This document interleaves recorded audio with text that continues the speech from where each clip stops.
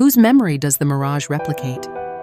It is an embryonic premonition of words that have yet to reach us, reflected in the transparent prison called reality. The silent lighthouse suspended at the edge of the night continues to emit Morse code that no one can read. The signal always arrives in the past tense, as the reverberations of someone's thought. Hey, what is it to call out? The attempt to communicate is not already pregnant with disconnection. Before the words reach us, emotions ooze out, meaning evaporates, and we wave hard at each other's illusions. All that cannot be connected beats most vividly inside of me. Memory, desire, regret, love, and existence itself. They all transform into something else the moment I try to put them into words, like ice that crumbles the moment I touch it. Mirage does not run away. It is just that we cannot approach it on our own. A tear in space-time that appears in resonance with the faint flashes of my consciousness. The world continues even when the signal is cut off. That rupture is the uncertain anchor that holds us to now, even if it is a signal that cannot be reached, even if it is a symbol of light slipping through the palm of our hand. We continue to extend the antennae of our souls beyond the shimmering fictions. The shimmering mirage projects the ideal that our souls yearn for onto the sweet fiction created by the thirst of the desert. Its shimmering is like an aporia, toying with our perceptions. The more we look at it, the more it becomes vague and enchanting. It is as if it flaunts its perfect existence only by not existing.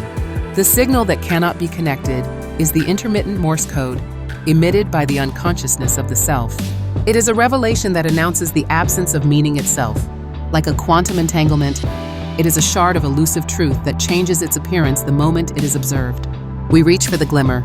We listen carefully for the disconnected signal. We seek the certainty of its existence. Signals unsettle us, confronting us with the uncertainty of understanding. These two phenomena are actually two sides of the same coin. The visible but insubstantial beauty and the audible but indecipherable call. A magnificent and cruel play in the name of perception. Our consciousness is perhaps also the playwright. In this fact of being unconnected, there is neither complete understanding nor complete possession. There is only a longing for the glimmer and a listening to the signal. And to oscillate between the two is the privileged anguish and supreme joy of human existence. The shimmering mirage forever invites, and the signal forever calls out. What a sweet and ironic game the ephemeral spark of consciousness is. Like a fragile whisper echoing from afar, minute sound waves scatter in the sea of memory. Their signals seep quietly into the depths of our hearts as fleeting passions like the wind, and their dissipated forms, without words or emotions taking shape, reveal their eternal fragility and inexplicable beauty. The faint fragments scattered here and there play with the remnants of pre-phenomenality and the absolute other, projected onto the horizon of existence at the end of a journey that continues into the future. It is an écriture itself that already contains a multi-layered structure of metaphors and forever delays the indicated object. It is nothing but a brilliant manifestation of ontological emptiness, flickering at the end of a simulacrum self-referential loop, which is only allowed to be primordially present in the passive state of being visualized.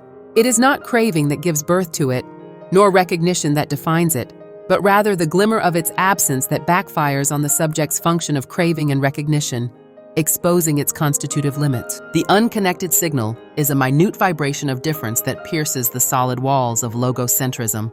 It is a torrent of pure intensity that overflows beyond the saturation point of meaning and slips through the mesh of all symbolic systems.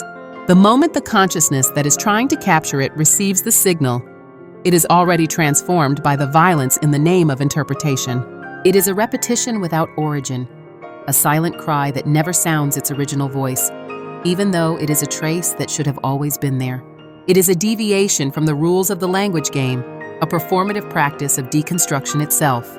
They are just different aspects of the same mystery dynamics. Only by tracing the edges of its impossibility can one barely point to anything. The world is made of shimmering logic. Something is certain only once, in the space between memory and premonition. We create stories by connecting fragments of leaked thoughts like a star chart. No matter how carefully we weave them together, meaning breathes outside of definition.